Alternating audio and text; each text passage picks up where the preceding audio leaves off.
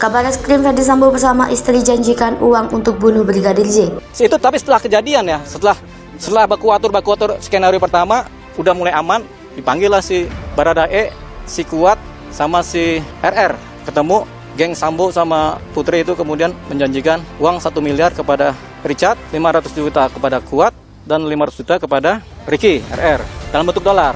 Sama kayak waktu si Sambo ngasih amplop ke LPSK, kira-kira begitulah ya. Sebelumnya juga kita dengar pengacara daripada keluarga Yosua juga ditawarin sekian uang. Kemudian juga bagaimana yang terjadi dengan penasehat daripada Polri, Saudara Fahmi, bagaimana seorang penasehat Polri kemudian ikut merekayasa padahal dia tahu pembunuhan, apakah seperti LPSK juga? Tentu ini harus didalami oleh aparat penegak hukum ya, karena kalau itu benar ada pemberian amplop yang di dalamnya terdapat uang atau yang ditujukan kepada anggota lembaga perlindungan saksi dan korban, maka sebenarnya delik tindak pidana suap di dalam Undang-Undang Tipikor telah terpenuhi. Sekalipun pemberian itu ditolak oleh pihak penerima.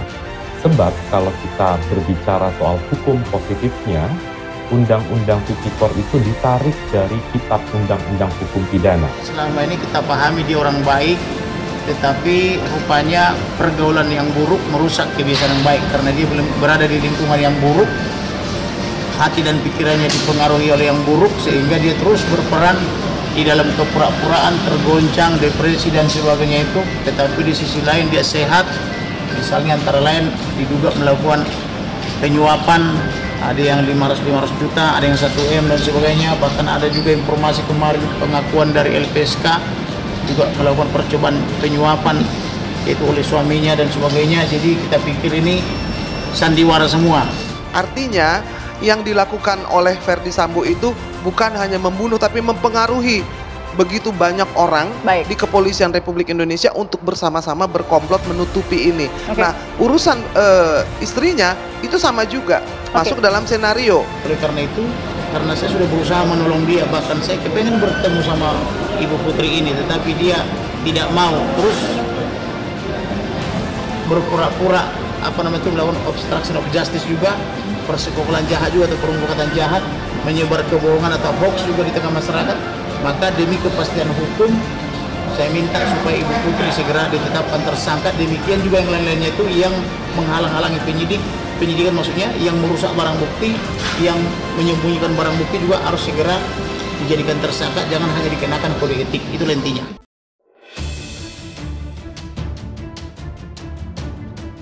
Kabar Reskrim Polri Komjen Pol Agus Andrianto mengungkapkan, Irjen Pol Ferdy Sambo bersama sang istri Putri Candrawati menjanjikan uang kepada Barada Richard Eliezer atau Baradae, Bribka Ricky Rizal atau Bribka RR, serta Kuat Ma'ruf atau KM untuk mengikuti skenario pembunuhan Brigadir Yosua atau Brigadir J.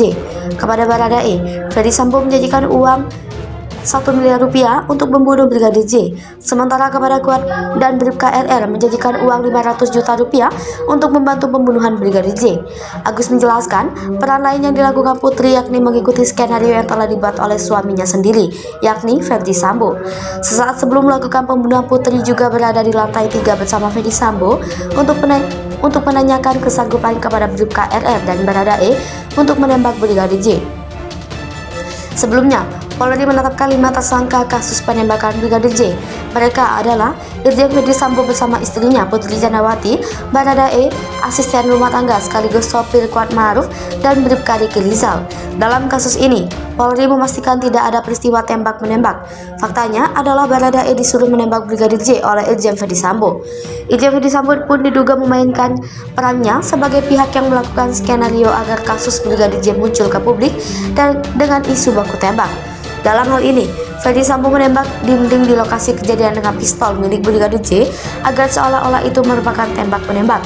Atas perbuatannya, mereka semua disangka melanggar pasal 340 subsidi pasal 338, junto pasal 55 dan pasal 56 KUHP. Irwasum Polri Komjen Pol Agung Budi Marioto mengatakan, sudah sebanyak 83 orang personil diperiksa oleh tim Inspektorat Khusus Polri, di mana sebanyak 35 personil telah direkomendasikan diduga melanggar etik serta 15 orang telah ditahan di tempat khusus. Irwasum Polri Komjen Agung Budi mengungkapkan sebanyak 6 dari 15 perwira polisi yang ditempatkan khusus diduga obstruction of justice atau menghalangi penyidikan kasus pembunuhan berencana Brigadir J ke-6 orang tersebut termasuk Irjen Verdi Sambo. Ke-6 perwira polisi ini dari hasil pemeriksaan secara mendalam, mereka diduga menghalangi penyidikan kasus pembunuhan Brigadir J yang diotaki oleh Verdi Sambo.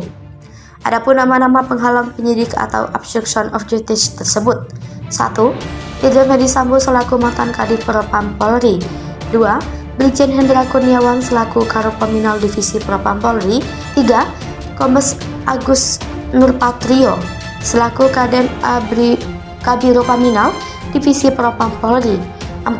AKBP Arif Rahman Arifin selaku Wakaden Biro Paminal Divisi Propam Polri.